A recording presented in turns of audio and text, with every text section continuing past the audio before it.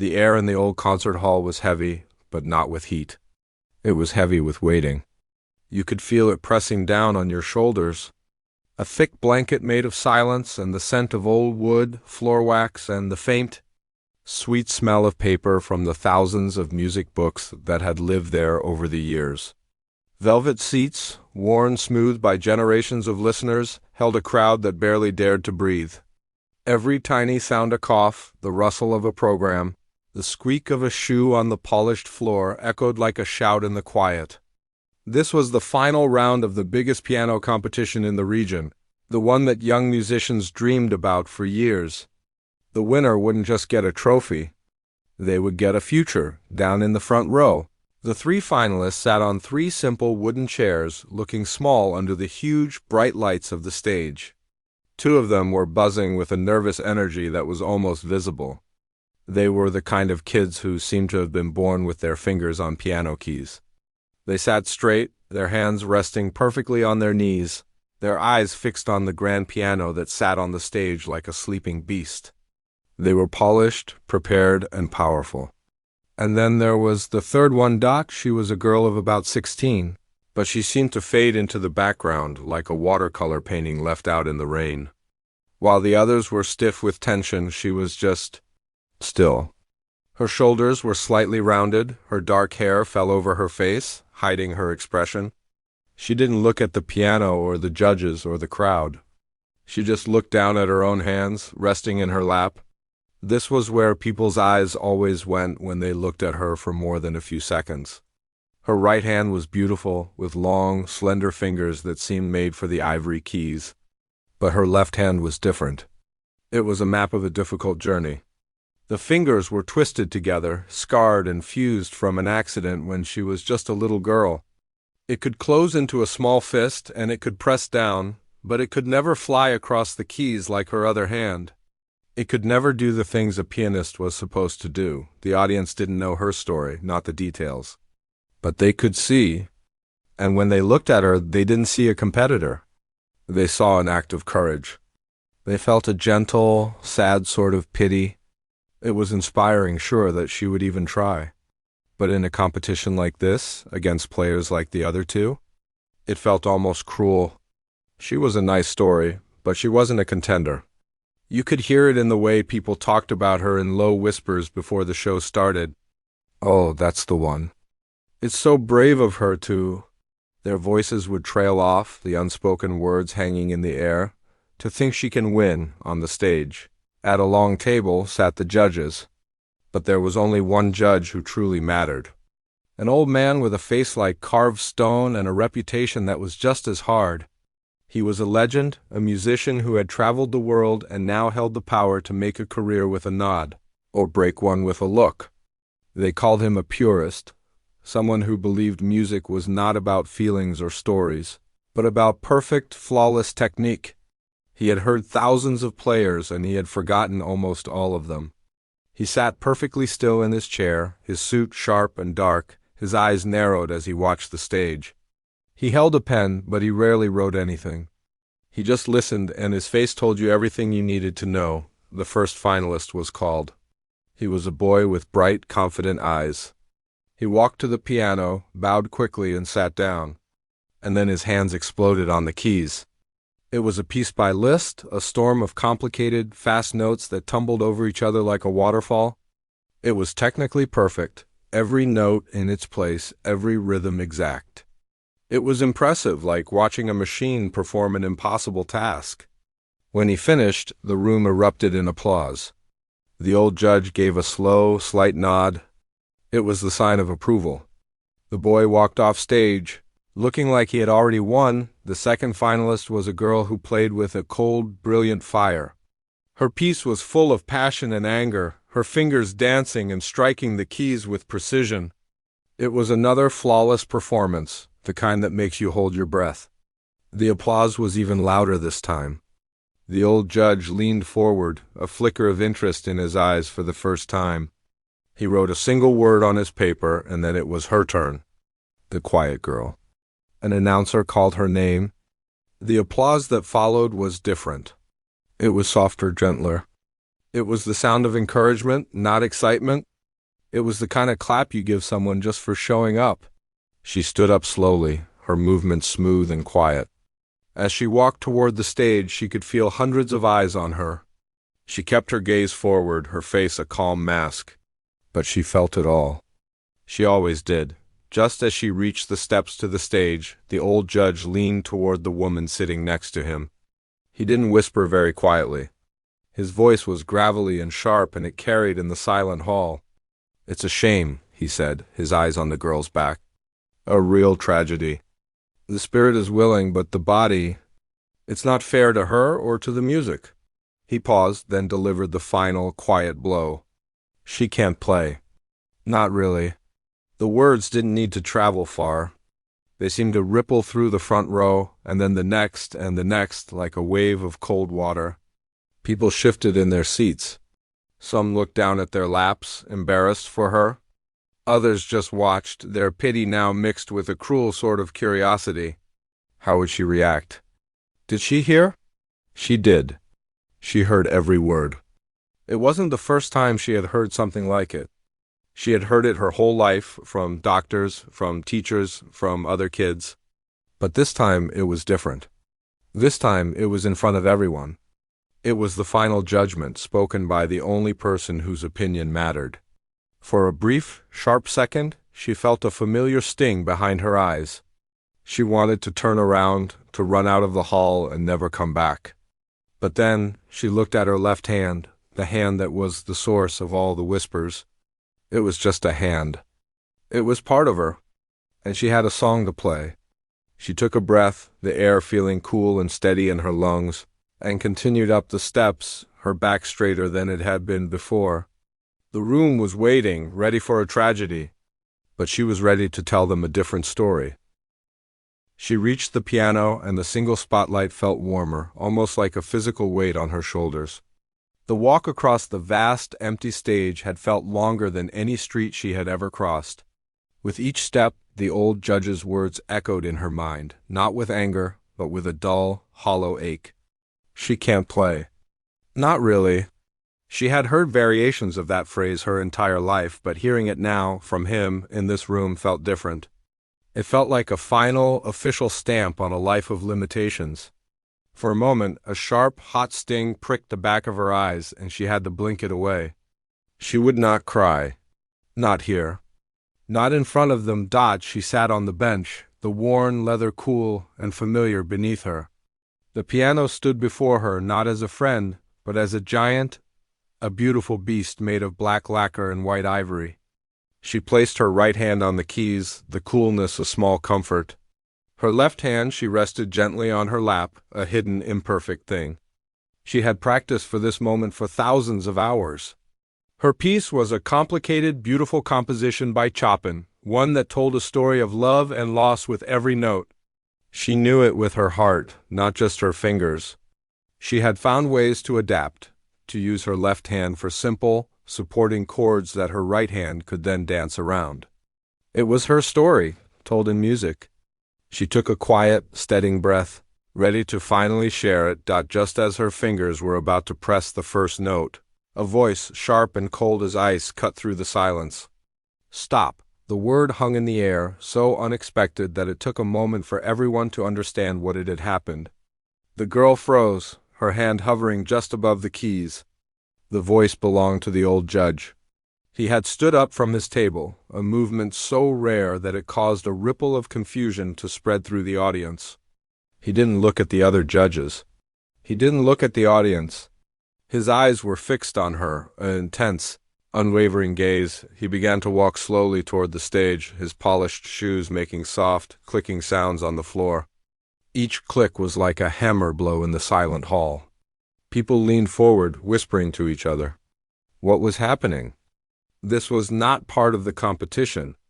The other two finalists watched from their chairs, their faces a mixture of shock and, if they were honest, a little bit of relief. The old judge climbed the few steps to the stage, his presence filling the space.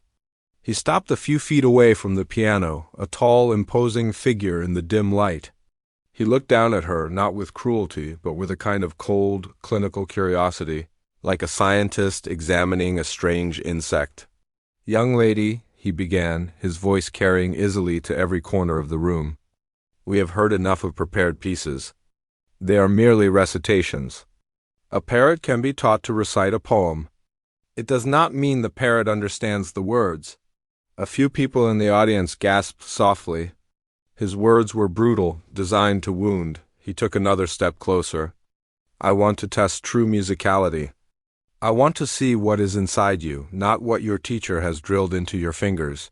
He paused, letting the weight of his words sink in. The girl felt a cold dread wash over her. She knew what was coming. She could feel it in the air, a shift from a competition into something else, something much more personal and frightening. "I will give you a theme," he said, his voice flat and matter-of-fact. "A simple C major scale, the most basic building block of all music." He said it as if it were the easiest thing in the world. "Show us what you can do with it. Improvise." The word improvise struck her like a physical blow. It was the one thing she couldn't do. Not really. Her playing was built on careful planning, on memorizing patterns and finding clever ways to work around her left hand's weakness. To create something new on the spot in front of everyone. It was impossible. It was like asking a bird with a broken wing to fly in a hurricane. He wasn't just testing her. He was exposing her. He was putting her supposed weakness on a public stage and inviting everyone to watch it fail. The room was deathly quiet.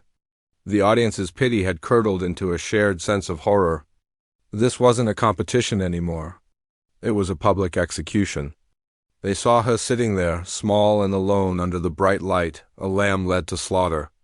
They saw the judge, a proud, powerful man who was about to make a point, using her as his example. The other judges looked uncomfortable, shifting in their seats, but none of them dared to challenge him. He was the master of this world. The girl looked down at the keys. They suddenly seemed foreign and threatening, like rows of white and black teeth. The C major scale, do, re, mi, fa, sol, la, to, do, the first scale every child learns. And now it was the hardest thing in the world. Her mind went completely blank. All the music she had ever learned, all the songs she held in her heart, vanished. There was only the silence, the judge's stare, and the impossible task. She felt a wave of shame and anger wash over her. She wanted to stand up and scream at him. She wanted to push the piano over and run away and never, ever play again. But she didn't. She just sat there, frozen, her heart hammering against her ribs like a trapped bird. She thought of all the years of practice, of the frustration and the small victories. She thought of the joy she felt when she was alone, just her and the music, a world where her hand didn't matter. Was he about to take that away too? Slowly she lifted her head. She didn't look at the judge. She looked out into the dark sea of faces, but she didn't really see them. Her gaze was distant, focused on something no one else could see. The panic was still there, a cold knot in her stomach, but something else was beginning to rise up alongside it. It wasn't courage. It wasn't strength. It was something quieter and more stubborn. It was a refusal to be broken. A quiet voice inside her head said, "Okay. If this is how it has to be, then this is how it will be." The silence stretched on, becoming heavier and more unbearable with every passing second. The judge stood with his arms crossed, his face a mask of patience, but she could feel his satisfaction. He was waiting for her to admit defeat, to stand up and apologize for wasting everyone's time. The audience held its collective breath, waiting for the inevitable, sad conclusion to this cruel spectacle, but she didn't move. She just sat there, her back a little straighter than before. Her right hand remained resting on the keys, a single finger poised just above the note. See, the room was a pressure cooker, and no one knew what was about to happen. The girl, the quiet girl who everyone had pitied, was no longer just a contestant. She was at the center of a storm, and in the deafening silence, she was about to make her move. The silence in the concert hall was no longer just quiet. It was heavy. It was a solid thing, pressing down on everyone, filled with the weight of the judge's challenge and the audience's shared dread. The girl sat at the piano, a small island under the bright light, the entire sea of eyes fixed on her. The old judge stood a few feet away, his arms crossed, his expression one of a patient man waiting for an obvious outcome. He expected her to crumble. He expected her to maybe try a few clumsy notes with her right hand, fail, and then stand up and walk away in shame. It was the only logical conclusion, but the girl didn't move to leave. Her back was straight, her shoulders were square. She took one last, slow breath, and then she did something no one expected. With the index finger of her perfect right hand, she pressed a single key. It was a C. The note was clear and pure, and it hung in the air like a tiny silver bell. It wasn't loud or showy. It was just there. And then another note. A G and then an E. She was playing the notes of the C major chord, but not together. She played them one by one, with a space between each one that felt full of meaning. It was a question, not an answer. It was the sound of someone thinking out loud. The audience was confused. They looked at each other, their eyebrows raised. This wasn't a failure, but it wasn't a performance either. It was too simple, too bare. The judge's expression didn't change, but a slight twitch in his jaw suggested a flicker of impatience. He had asked for music, not a child's first lesson, the girl continued. Her right hand began to weave a simple, melancholic melody using only the white keys of the C major scale. The tune was hauntingly beautiful, like a folk song you might have heard long ago and forgotten. It was a story of quiet sadness, of looking out a window on a rainy day. It was lovely, but it was also painfully simple. It was exactly what someone with only one good hand could do. The pity in the room began to return, soft and sad. They felt they were watching her bravely do her best, which wasn't nearly good enough, and then everything changed. As her right hand continued its slow, thoughtful melody, her left hand moved from her lap. It didn't go to the keys in the normal way. Instead, she turned her hand over and brought the heel of her palm down firmly on the low C key, all the way on the left side of the piano. The sound that came out was not a single note. It was a deep, resonant thump that vibrated through the entire body of the instrument and through the floorboards of the hall. It was a heartbeat. A low, steady, powerful heartbeat that gave the simple melody from her right hand a foundation, a reason to exist. A few people in the audience jumped slightly in their seats. The sound was so physical, so unexpected, the judge uncrossed his arms. For the first time, his stone-like face showed a hint of something other than certainty. He leaned forward just a fraction of an inch. The girl kept playing. Her right hand's melody began to grow a little more complex, a little more hopeful. And then her left hand moved again. She used the side of her hand, the part below her pinky finger, to press down on two keys at once, a low C and a G. It wasn't a perfect chord, but it was a harmony, a shadow of color beneath the main melody. She was using her hand not as a collection of individual fingers, but as a single tool, like a carpenter using the flat of a chisel to spread paint. She was creating a harmony she could never have made by trying to use her fingers separately. It was a workaround, but it sounded like a deliberate, brilliant artistic choice. The whispers in the audience died completely. The confusion on their faces was being replaced by a slow, dawning understanding. This wasn't a tragedy. This was an invention. They were watching someone create a new way to speak the language of music. The melody from her right hand began to dance. It was still built from the simple C major scale, but the notes were closer together now, faster, more full of life. It was like the rain on the window had stopped and the sun was starting to come out. And then she did something even stranger. Her left hand, having played its harmony, lifted off the keys and moved to the wooden body of the piano just above the keyboard. With her curled fingers, she gently tapped the wood. Tap, tap, tap. It was a soft, rhythmic sound like a quiet drum. She was using the piano as a percussion instrument. The effect was breathtaking. Her right hand was singing the melody. Her left hand was providing the deep, heartbeat bass and the gentle, rhythmic pulse. The music was no longer just a collection of notes. It was a living, breathing thing. It had a voice, a heart, and a soul. The piece she was creating on the spot was a conversation between what was easy and what was hard, between sadness and hope, between limitation and freedom. The old judge was no longer a judge. He was just a man listening. He had taken another step forward without even realizing it. His mouth was slightly open. The hard, critical look in his eyes had been replaced by a wide-eyed wonder. He was trying to understand what he was hearing, trying to figure out how she was doing it. He, a man who had spent his life analyzing every flick of a wrist and every press of a finger, was witnessing something that broke all the rules he held sacred. And it was beautiful. The music began to build, growing louder and more urgent. Her right hand was now flying across the higher octaves, the melody a joyful, soaring cry.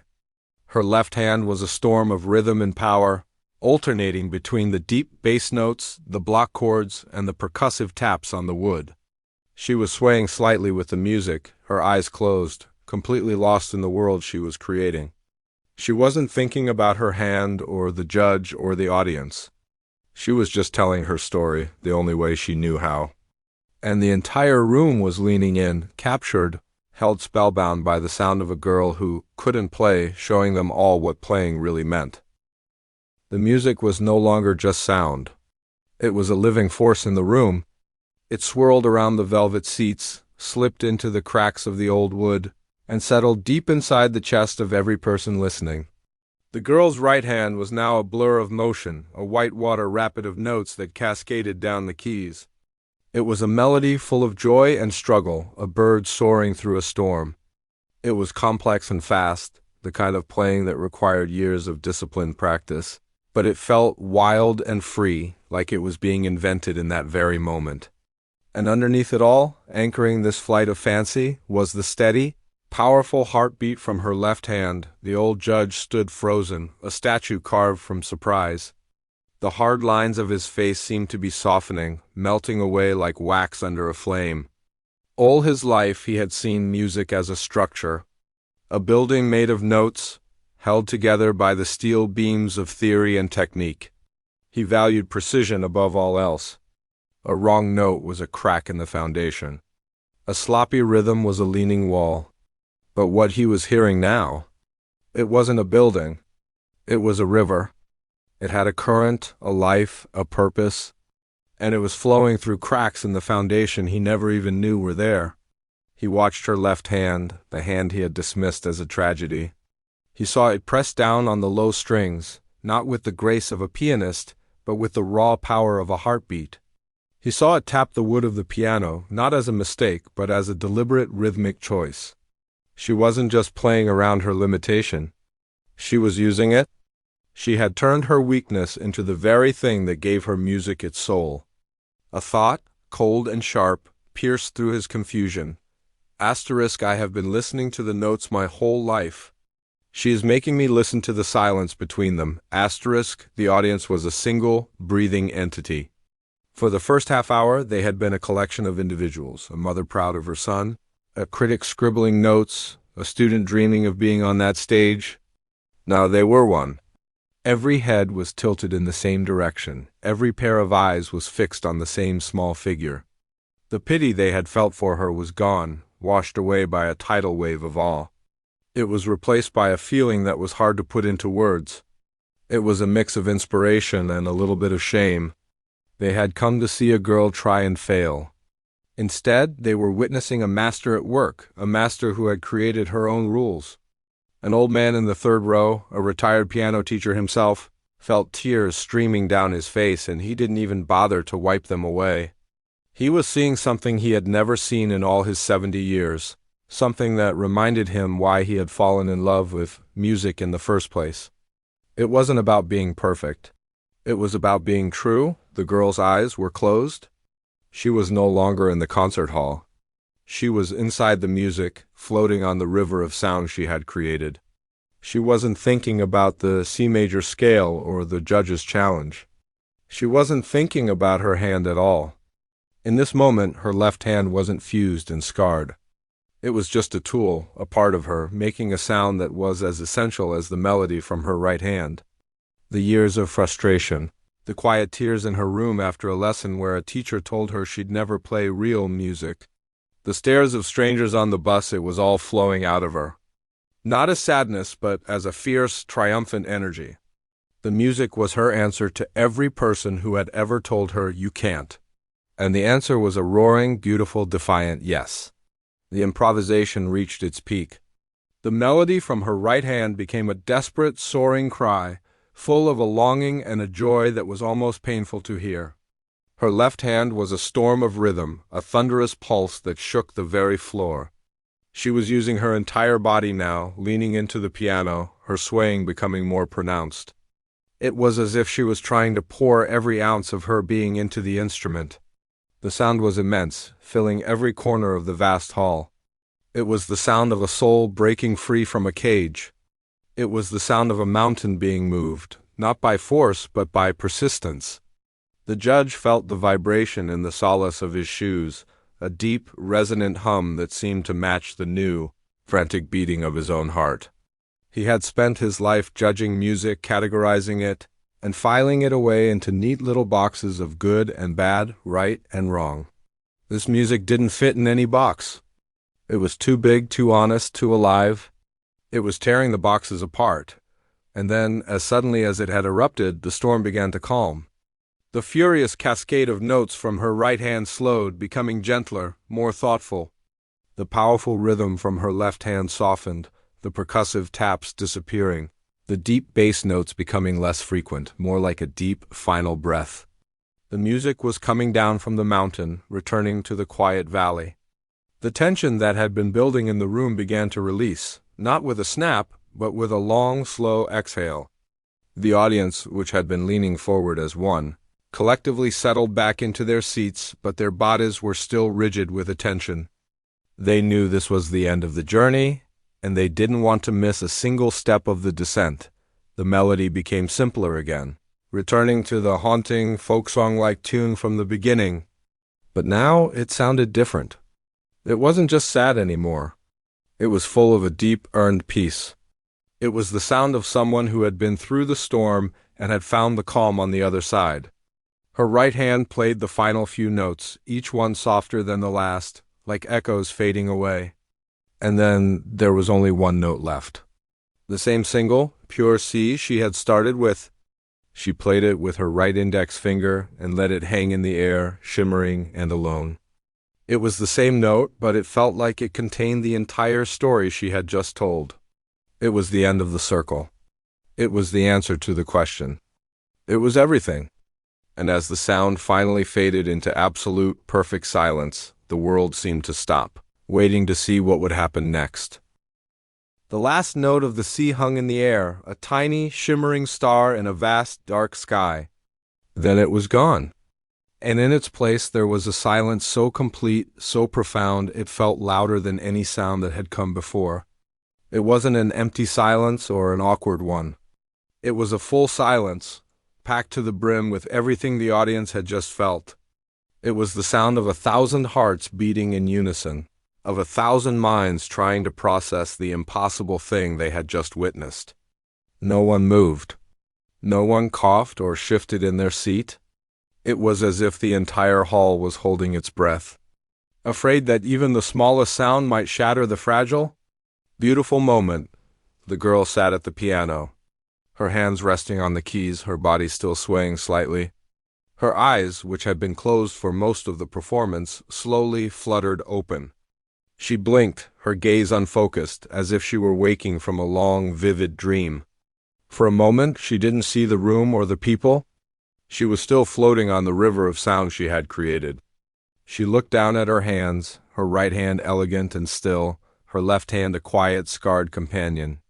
A faint, confused look crossed her face. Where was the music? Why was it so quiet? She slowly became aware of her surroundings again, the hard bench beneath her, the bright light in her eyes, the weight of hundreds of stares. But the stares were different now. They weren't filled with pity or curiosity. They were wide and glassy, and full of a light she had never seen before. The silence was finally broken by a sound from the third row. It was a choked, wet sob. An old man, the retired piano teacher, had brought his hands to his face, his shoulders shaking with a force he couldn't control. He wasn't trying to be quiet. He couldn't be. The music had reached inside him and pulled something out that had been locked away for a very long time. His small, broken sound was like the first crack in a damn dot, then another sound. A sharp, single clap. It came from a woman in the balcony, her hand striking her other hand with a force that sounded like a gunshot in the quiet. It wasn't polite, rhythmic applause. It was a reflex, a physical release of an emotion too big to contain. That single clap echoed in the hall, stark and alone. For a second, everyone was startled by it. But then another person joined in. And another. The claps were not in time. They were chaotic, random, and desperate. Each one was a person saying, "I heard you. I felt you." The scattered claps began to grow together, merging from a messy rhythm into a powerful, unified roar. A man in the front row shot to his feet, his hands clapping together so hard they must have stung. The movement was like a signal. The person next to him stood up. Then the whole row. Then the row behind them. It was a wave, a ripple effect that spread through the entire hall until every single person was on their feet. The sound was no longer just applause. It was a physical force, a wall of pure, unadulterated emotion that crashed over the stage. People were shouting, "Bravo!" and "Amazing!" Some were crying openly, others were laughing, a few were just standing with their mouths open, letting the sound wash over them. It was a storm of human feeling. And the girl was at its very center. She watched this explosion, her eyes wide with disbelief. She saw faces flushed with emotion, tears streaming down cheeks, hands clapping until they were red. She had never seen anything like it. She had played for herself, to answer a challenge, to quiet the voice of doubt that had followed her whole life. She had never expected this. The sheer force of their love and admiration was overwhelming, and she felt a wave of dizziness. She gripped the edge of the piano bench to steady herself, her knuckles white, and then, through the roaring chaos, another movement caught her eye. The old judge. He was walking toward the stage. His steps were slow, deliberate, but they cut through the noise. As people saw him move, a hush began to fall over the crowd, not out of fear, but out of intense curiosity. They wanted to see what he would do, what he would say. The applause didn't stop, but it softened, becoming a deep, rolling thunder that was the backdrop for his final, silent act. He climbed the steps onto the stage, his figure no longer imposing, but almost small under the weight of the moment. He walked across the stage until he was standing right beside her. He didn't look at the audience. He didn't look at the other judges who were now also on their feet. He looked only at the girl. He looked at her face, then down at her hands resting on the keys. His own face, once a mask of stone, was now an open book. It was filled with awe, with regret, with a deep and profound humility. He opened his mouth to speak, and his voice, once so sharp and clear, was now thick with an emotion that made it tremble. "I was wrong," he said. The words were simple, but they landed in the quiet hall with the weight of a confession. He took a shaky breath. "All my life I have listened with my head. I have been looking for the correct notes, the perfect technique, the flawless execution." He paused, his eyes meeting hers. "Tonight you have taught me to listen with my heart." He looked down at her left hand, the hand he had called a tragedy. "I said you couldn't play? I was right. You don't just play the piano." He gestured to the entire instrument, to the room, to the air itself. "You speak its language. You have given it a voice it never knew it had." The girl just stared at him, her mind struggling to catch up. This was the man who had held her future in his hands, the man who had publicly shamed her. And now he was standing before her, not as a judge, but as a student. A single, hot tear escaped from the corner of her eye and traced a path down her cheek. It wasn't a tear of sadness, but of release. It was the tear that held all the years of frustration, all the lonely hours of practice, all the secret hopes she had never dared to speak aloud. The judge reached out, but he didn't touch her. He simply placed his own hand, old and wrinkled and full of a lifetime of music, on the body of the piano, just beside hers. It was a gesture of respect. A gesture of understanding. "Thank you," he whispered, his voice barely audible over the renewed, gentle applause. "Thank you for showing us what music truly is." In that moment, the competition didn't matter anymore. The trophy, the future career, the prestige, it all seemed like a distant, unimportant dream. The other two finalists, still in their chairs, were not looking jealous or defeated. They were on their feet, clapping with everyone else, their faces filled with the same awe. They knew they had just witnessed something far greater than a competition. They had witnessed a truth being spoken. The story wasn't about a girl who overcame her disability. It was about a musician who used her whole truth to create something beautiful, and in doing so had changed the way everyone in that room would listen to music forever. The real prize wasn't on the table with the judges. It was in the heart of every single person who had been lucky enough to be there to hear it.